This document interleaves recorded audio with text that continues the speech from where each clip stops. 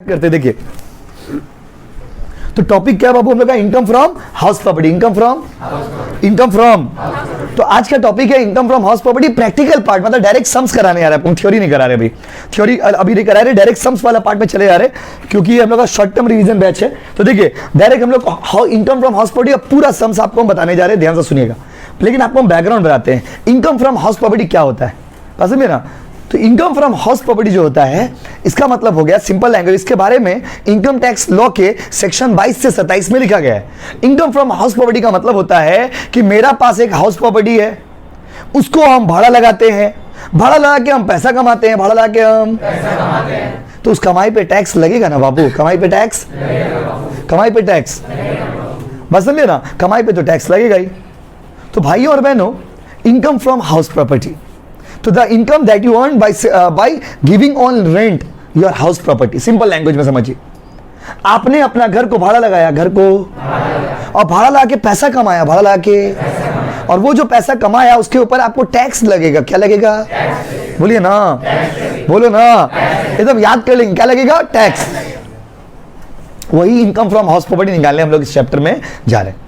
Income from house property जब निकालेंगे तो सम्स करने से पहले आपको यह बता दे कि कोई भी आदमी जो बाड़ी वाला, अच्छा आप लोग में कोई बाड़ी वाला है क्या इसका अपना बाड़ी हो, भाड़ा लगा हुआ? प्लीज बेटा है भी तो हाथ में उड़ा रहे, पैसा तुम्हारा फीस बढ़ जाएगा, फीस बढ़ जाएगा आप लोग फर्स्ट ईयर में आके, बस समझे।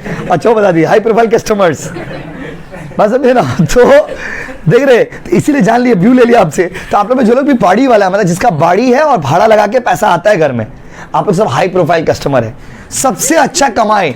आपको तो पढ़ाई की जरूरत ही नहीं, रोहित पढ़ाई लिखाई छोड़ दीजिए, क्या फुल मौज है लाइफ में आपका, बस समझे ना। क्यों? क्योंकि आपको बताते हैं आप लोग भी कभी भविष्य में आप लोग के पास भी पैसा होगा ना, तो आप लोग कुछ मत करना, घर खरीदते जाना और उसको खरीद खरीद के भाड़ा लगाते जाना, और नौकरी वोकरी छोड़ के बैठ जाना घर में, दिन भर पबजी खेलना, सब्जी बेचना, कोई चिंता नहीं है। क्यों? क्योंकि भरपूर कमाई है उसमें। बाड़ी वाला लोग का बहुत कमाई, वही बाड़ी वाला लोग का कैलकुलेशन हम लोग करने वाले। तो सॉरी, बंगाल में बाड़ी वाला कम, बाड़ी वाली ज्यादा है। बंगाल में आप देखोगे बड़ी वाली ज्यादा है। ऐसा क्यों होता है पता है? इसके पीछे साइंटिफिक लीजिए रीजन सुनिए, लॉ करें है। क्या होता है ना, बंगाल में और आसाम में लड़कियों को भी जमीन में हिस्सा दिया जाता है, लड़कियों को भी हिस्सा। जैसे हम लोग बिहार में क्या है ना कि अगर मान लीजिए पिताजी का संपत्ति है तो हिस्सा किसका होगा? बेटा का ही होगा। तो जैसे कोई बेटा अकेला रहता है, बोला सब तो मेरा ही है। मान लीजिए दीदी अगर बड़ा भी है आपका, बोले उसका क्या है? सब तो मेरा ही है। आपको सब अपना खूब एंजॉय कर रहे हैं, आप बोले सब तो मेरा ही होगा। बहन का शादी है, सब प्रॉपर्टी का मालिक हम ही होंगे। लेकिन तो बहुत बार उस लड़का लोग का डिमांड भी मार्केट बहुत होता है, जल्दी शादी हो जाएगा आपका। क्या है, लड़की लोग सोचेगी कि सही लड़का सही है, अमीर लड़का, इसका सब संपत्ति तो मेरा ही होगा। अब फिर आप सोच रहे क्या कि पिताजी का संपत्ति मेरा होगा दीदी का जाने के बाद, और आपका जिससे शादी ना वो सोच रही है कि ये लड़का का साथ से शादी करेंगे, सब संपत्ति मेरा होगा। लास्ट में सावधान इंडिया, क्राइम पेट्रोल। अब समझ रहे ना। तो क्यों बंगाल आसाम में क्या होता है, even the women get the right, लड़कियों को भी हिस्सा मिलता है। वेस्ट बंगाल में लड़कियों को भी हिस्सा मिलता है, इसीलिए यू विल सी मोर बाड़ी वालीज एंड लेस बाड़ी वालाज। बाड़ी वाला कम और बाड़ी वाली ज्यादा। चलिए, तो इसी विचार बाड़ी वाली और बाड़ी वाला के विचार के ऊपर हम लोग टॉपिक को स्टार्ट करते हैं। और आज का टॉपिक है इनकम फ्रॉम हाउस प्रॉपर्टी। अगर आपका हाउस प्रॉपर्टी है, अगर आपका हाउस प्रॉपर्टी, बाबू इसमें मार्कर होगा, दिए तो अभी ड्रॉअर में से। अगर आपका हाउस प्रॉपर्टी है ना, तो हाउस प्रॉपर्टी के साथ आप क्या क्या कर सकते हो? देखो, कोई भी हाउस प्रॉपर्टी का दो तरह से यूज होगा। एक, या तो हम खुद रहेंगे, या तो हम खुद रहेंगे, और दूसरा तरीका होता है या तो भाड़ा लगाएंगे। तो house property can be use in two ways, either you will stay yourself, या तो आप खुद रहेंगे, या तो उसको क्या लगाएंगे, या तो आप खुद रहेंगे, या तो आप क्या लगाएंगे, भाड़ा। अगर आप खुद रहते हो ना, अगर आप खुद, इसको बोलते हैं सेल्फ ऑक्यूपाइड, हंसते खेलते पढ़ लेंगे। अगर आप भाड़ा लगाते हैं तो उसको बोलते हैं let out, get out, sorry get out की लेट आउट, लेट आउट। तो देखिए, house property, the house property can be used in two ways. एक हाउस प्रॉपर्टी को दो तरीका से यूज किया जा सकता है। हाउस प्रॉपर्टी का यूज कितना तरीका से बाबू? एक, या तो क्या होगा, लेट और एक होगा सेल्फ ऑक्यूपाइड। बाबू देखिए, दोनों का क्या, दोनों अलग क्यों पढ़ा रहे हैं आपको? क्योंकि दोनों का कैलकुलेशन का तरीका बहुत अलग होता है। लेट आउट का तरीका अलग है और सेल्फ ऑक्यूपाइड का तरीका अलग है। लेट आउट का तरीका, सेल्फ ऑक्यूपाइड का तरीका। अच्छा, एग्जाम में आप लोग के बंगाल बोर्ड के एग्जाम, खाली बंगाल बोर्ड के लिए पढ़ा रही है टॉपिक।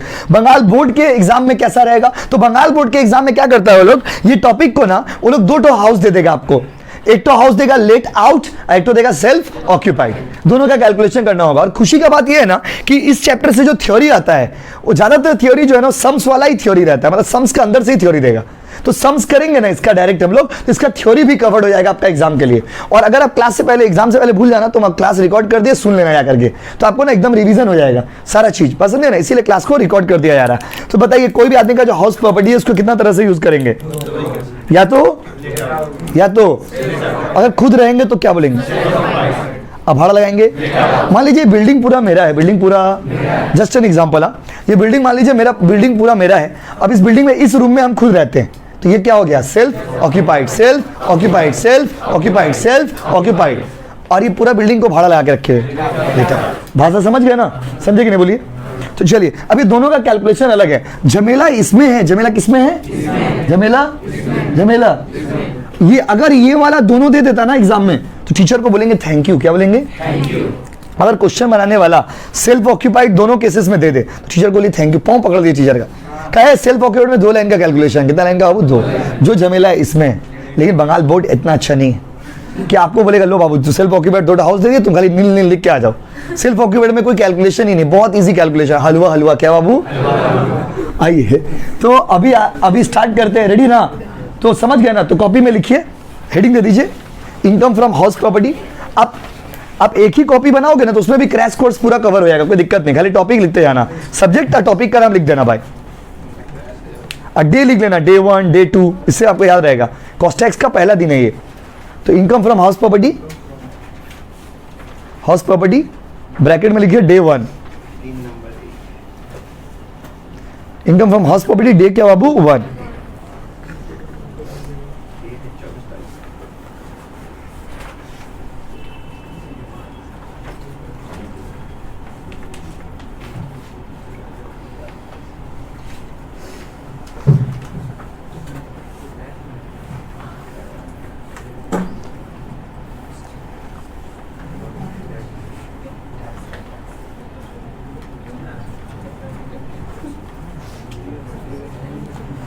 चलिए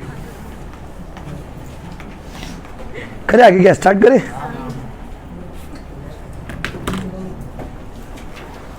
हो गया। अब कॉपी में हेडिंग दीजिए, ये दे देना हेडिंग। अब उसके बाद फिर हेडिंग दीजिए, point number 1 calculation of, Suman ji लिखिएगा नहीं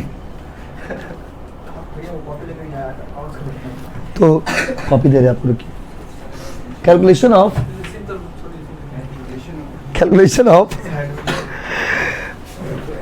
income from house property, calculation of income from house property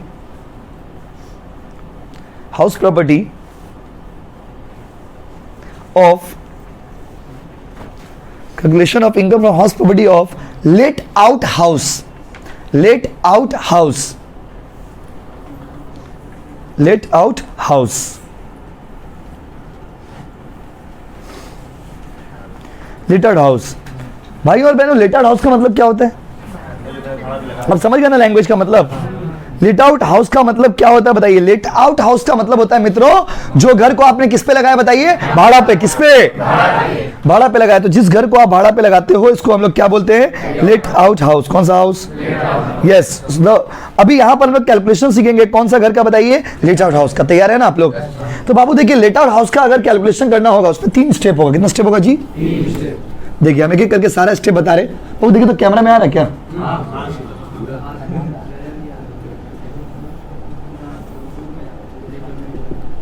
नजर कैसे आएगा बाबू? नजर ठीक करिए।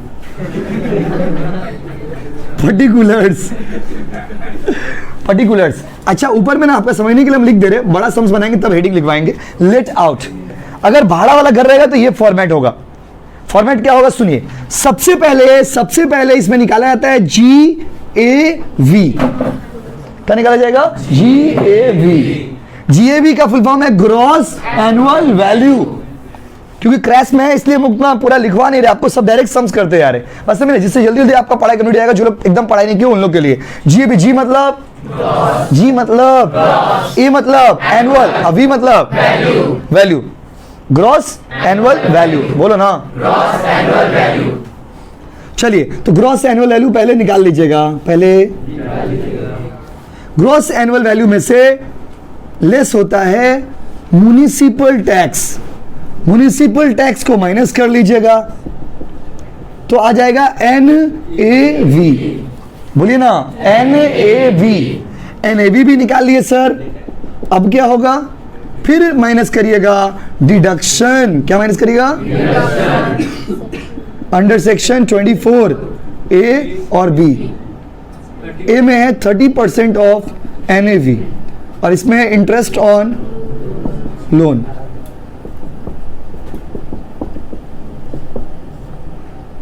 तो इसके बाद आपका आंसर आ जाएगा इनकम फ्रॉम। जाते ये इतना छोटा है क्या? देखिए इतना छोटा, बस इतना छोटा सवाल है। देखिए पहले क्या निकालना होगा, फिर क्या? GAV के बाद GAV में से क्या माइनस होता है तो क्या आएगा? सर NAV का form net annual value. Net annual value क्या बाबू? Net annual value. पहले GAV, उसमें से क्या माइनस होगा तो क्या आएगा? NAV में से क्या माइनस होगा तो क्या आएगा? Income from. Income from. Income from. समझे कि नहीं? बोलिए। तो बस खत्म हो गया सवाल। लेकिन देखो ये फॉर्मेट है हम लोग का, और इस फॉर्मेट, ये फॉर्मेट है मेन सवाल का। पहले बताओ, सबसे पहले क्या निकालना सिखाएंगे, फिर किसके बारे में पढ़ाएंगे तो क्या निकल जाएगा, फिर किसके बारे में पढ़ाएंगे, माइनस करेंगे तो क्या आएगा। इसका मतलब ये जितना चीज देख रहे हैं ना आप, इस सबका अलग अलग क्लास होगा। पहले GAV निकालना सिखाएंगे। आज के क्लास में आपको खाली GAV निकालना, खाली GAV, खाली क्या GAV। उसके बाद वाला क्लास में आपको खाली म्युनिसिपल टैक्स के बारे में पढ़ाएंगे, खाली म्युनिसिपल टैक्स। उसके बाद आपको NAV निकालना तक सिखाएंगे। उसके बाद लास्ट क्लास में आपको इनकम फ्रॉम हाउस प्रॉपर्टी निकालना सिखाएंगे। तो लगातार 3 दिन करेंगे तब जाकर के कंप्लीट होगा। 3 क्लास का टॉपिक है हम लोग का। बस उसके बाद फिर हम बड़ा बड़ा सम्स प्रैक्टिस कर पाएंगे किताब से, क्योंकि इसके बीच में बहुत सारा रूल है ना। तो पहले, लेकिन अगर पूरा बड़ा सवाल का बात करें तो अगर आपने घर को भाड़ा लगाया है तो उसका फॉर्मेट क्या होगा, फॉर्मेट ऐसे ही होगा। बड़ा सम्स बनाना 3 कॉलम बना लेना मित्रों। कितना कॉलम? 3 कॉलम। सबसे पहले क्या निकालोगे, माइनस क्या करोगे, क्या आएगा, क्या माइनस करोगे, डिडक्शन का सेक्शन कितना है, MCQ क्वेश्चन हो गया। Under which section of the income tax है डिडक्शन इज कवर्ड? 20 20 20 20 24 में ए में क्या लिखा हो, 30% ऑफ 30% ऑफ। MCQ पूछेगा 30% ऑफ NAV कौन सा सेक्शन में, 24 24 24 24 रख लेंगे। 20 इंटरेस्ट ऑन लोन कौन सा सेक्शन, 24 24। इसके अंदर से कितना थ्योरी हो गया, जल्दी बताइए। GAV का फुल फॉर्म सुनाई दे रहा, ग्रॉस म्युनिसिपल टैक्स माइनस करेंगे तो क्या आएगा, NAV में से डिडक्शन माइनस करेंगे तो क्या आएगा, इनकम फ्रॉम। इनकम फ्रॉम, दीपक समझ रहे बाबू, इनकम फ्रॉम हाउस प्रॉपर्टी। अच्छा एक बात बताओ ना, डिडक्शन का सेक्शन कितना है भैया, देखिए बोलिए, नजर झुका के बोलिए। बच्चे कैसे देख रहे हैं, 34 पसंद है ना।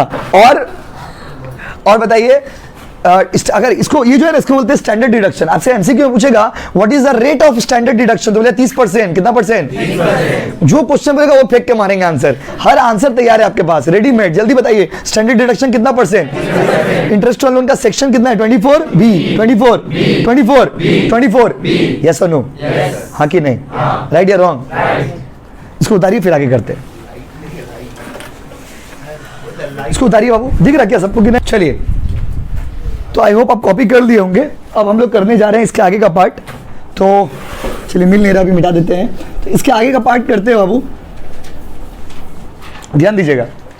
इसके आगे का पार्ट में क्या है, अब आपको हम एक एक करके तोड़ तोड़ कर निकालना सिखाएंगे। पहले GAV निकालना सिखाएंगे। आज क्या निकालना सिखाएंगे मित्रों, GAV। आज आपको फर्स्ट क्लास है, GAV निकालना सिखाएंगे। GAV अगर आप सीख गए, उसका सवाल में कुछ होता नहीं, GAV मेन होता है। तो GAV अगर निकालना सीख जाएंगे, उसके बाद तो सब इजी पार्ट है। तो चलिए, आज GAV में ना बाबू कुछ गिना चुना स्टेप है, जिसको याद कर लीजिएगा, वही करना है आपको बार बार। हम बनाते हैं, आप देखिए। तो सबसे पहले हेडिंग में देंगे कैलकुलेशन ऑफ GAV। GAV का फुल फॉर्म बताओ ना, अभी तो पता है, बताए तो क्या ये एग्जाम तक याद रहेगा। अच्छा, ग्रॉस एनुअल वैल्यू निकालना ना, तो कितना कॉलम बनाना, 2। फाइनल सवाल में 3 कॉलम बनाएंगे। और ग्रॉस एनुअल वैल्यू निकालेंगे ना बाबू, तो कितना कॉलम बनाएंगे बताइए, पर्टिकुलर्स रुपीज। तैयार हो ना आप, आ जाओ इधर देखो, सुमन जी इधर देखिए। स्टेप 1 इसका ना स्टेप बाय स्टेप बनाइएगा, ऐसे लिखिएगा जैसे हम लिखवा रहे हैं, स्टेप बाय स्टेप, कभी गलती नहीं होगा। स्टेप 1 होता है इसका GMV और फेयर रेंट, दोनों में से जो बड़ा होगा, हायर ऐसे लिख दीजिएगा, उसको बोलते हैं नोशनल रेंट। अब कभी कभी एमसीक्यू में पूछेगा, जीएमबी दे देगा, फेयर रेंट दे देगा, बोले नोशनल रेंट कितना होगा। तो जीएमबी मान लीजिए एग्जांपल दे रहे, मान लीजिए 5000 है और फेयर रेंट है 3000, दोनों में बड़ा कौन सा बोलिए? सुनाई नहीं दे रहा भाई? तो नोशनल रेंट कितना हो गया? 5000। यस और नो? हम डेमो देते जा रहे हैं आपको साथ साथ। स्टेप 2, नोशनल रेंट और स्टैंडर्ड रेंट, दोनों में से जो छोटा होगा, मान लीजिए नोशनल रेंट तो यही आ गया 5, अब मान लीजिए क्वेश्चन में स्टैंडर्ड रेंट दिया हुआ है 2, दोनों में से छोटा कौन सा है? तो जो 2 आएगा उसको बोलते हैं RER। ऐसे लिखिएगा, एकदम बिल्कुल ऐसे लिखिएगा, कोई चेंज नहीं होगा उसमें। हम फुल फॉर्म सब बताएंगे अभी डिटेल में, रुकिए। स्टेप 3, पहले स्टेप लिख ले, annual rent minus unrealised rent, annual rent minus unrealised rent. अच्छा, स्टेप 3 में मान लीजिए ये पूरा कैलकुलेशन करके 3 रुपया आया, मान लीजिए। स्टेप 4 में होता है hire of step 2 and step 2 में और 3 में बड़ा कौन सा है बोलिए? यहां पे बैठा दिए 3। और स्टेप 5 एकदम ऐसे एग्जाम में लिख के आइएगा, step 5 less loss due to vacancy. Vacancy नहीं बाबू, वैकेंसी बोल रहे, वैकेंसी। तो पहले कितना आएगा बताइए? GAV। 3 में से एक गया, कितना आ गया? 2। अब ये पूरा स्टेप को आपको ना रटना होगा, याद करना होगा और समझना होगा। देखिए, हम एक एक वर्ड का मतलब सुनाते हैं। जीएमवी का फुल फॉर्म होता है ग्रॉस म्युनिसिपल वैल्यू। जीएमवी का फुल फॉर्म होता है ग्रॉस म्युनिसिपल वैल्यू। हर बिल्डिंग का एक दाम म्युनिसिपलिटी अथॉरिटी जो है वो डिसाइड करता है, उस वैल्यू को हम लोग बोलते हैं ग्रॉस म्युनिसिपल वैल्यू। जैसे ये बिल्डिंग है, आप इसका दाम जितना भी बोल लीजिए, लेकिन म्युनिसिपलिटी अथॉरिटी के हिसाब से इसका जो दाम होगा उसको बोलते हैं ग्रॉस म्युनिसिपल वैल्यू। क्या बोलते हैं? Gross municipal value. Fair rent, fair rent मतलब क्या? गोरा रेंट नहीं।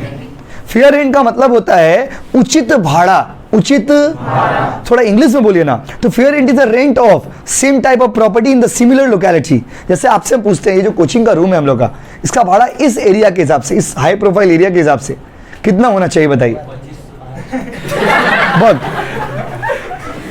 2500 नहीं, इतना कम बोले आप। अच्छा, आप बोल सकते हैं, देखो 4-5 हज़ार होगा, 4-5 हज़ार होना चाहिए।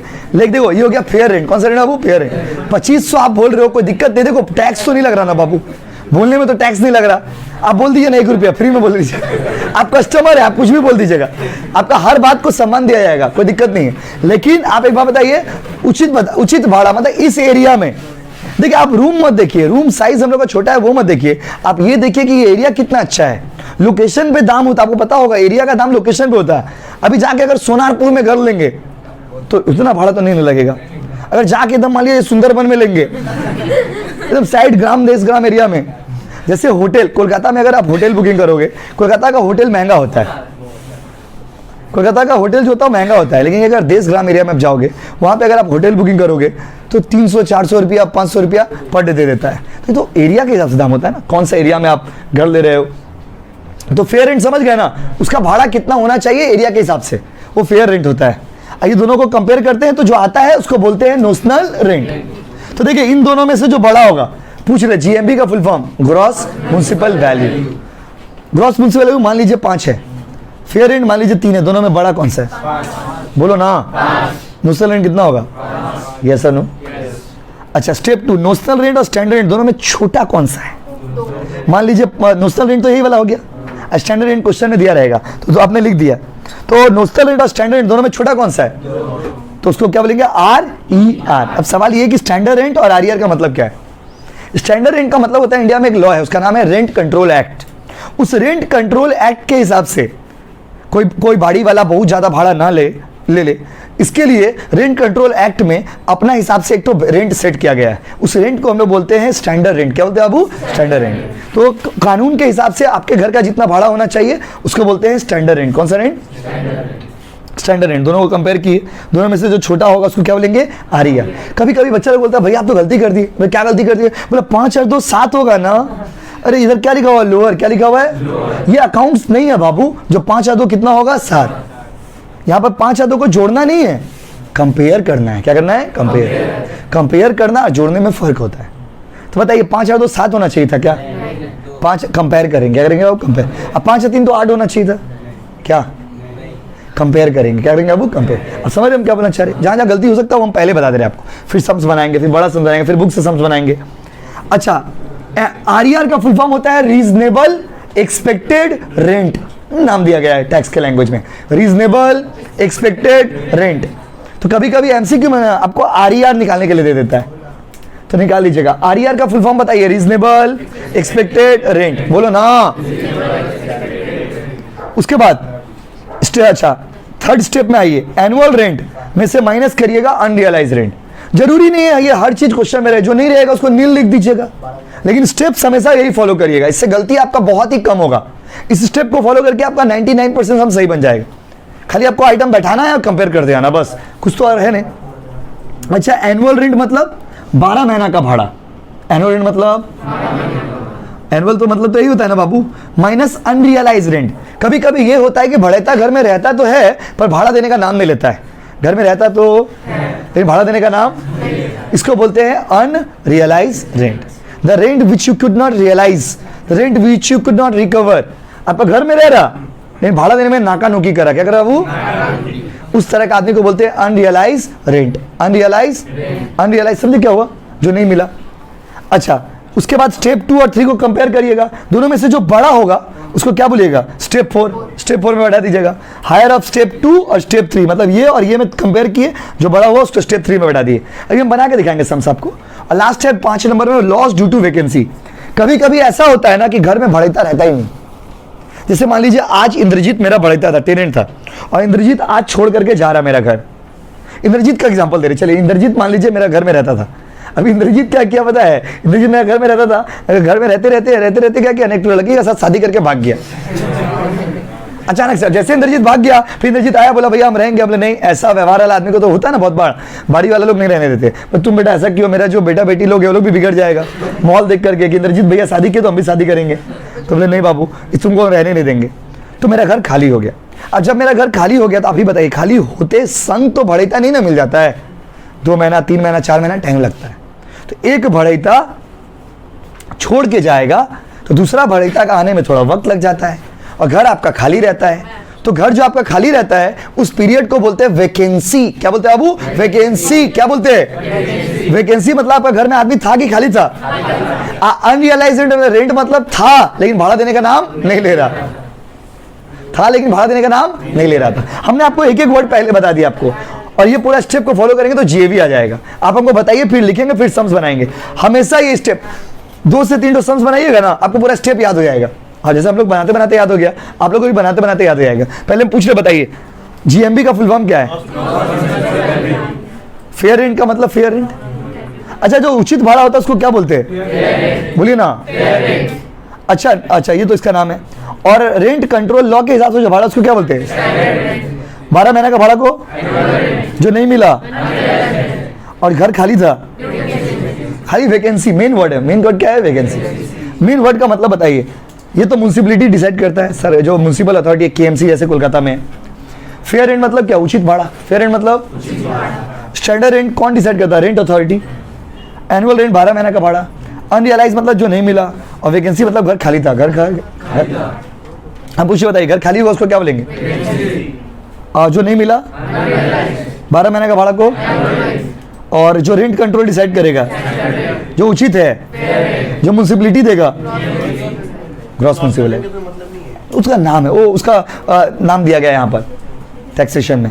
इन दोनों को कंपेयर करके कॉपी करिए, जल्दी कॉपी करिए। Alia, reasonable expected rent. चलिए बोले, लिखिए एग्जाम्पल 1। ये तो करके दिखा देंगे तो बेटर समझ पाओगे ना आप। देखो एग्जाम्पल 1,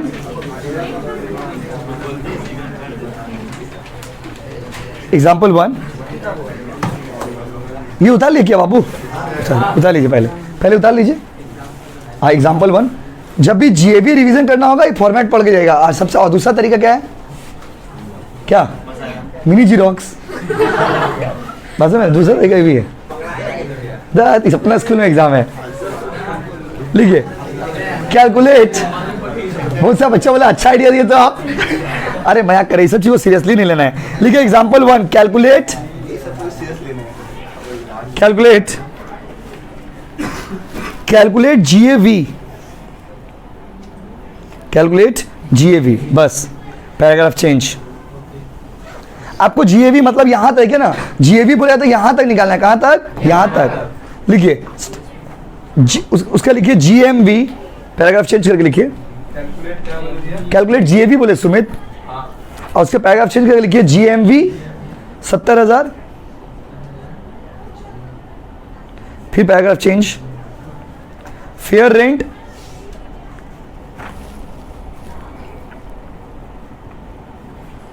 फेयर रेंट 80,000 80,000, उसके बाद स्टैंडर्ड रेंट 30,000,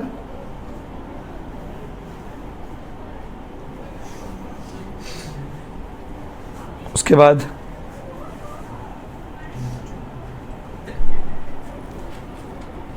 एनुअल रेंट 1,00,000,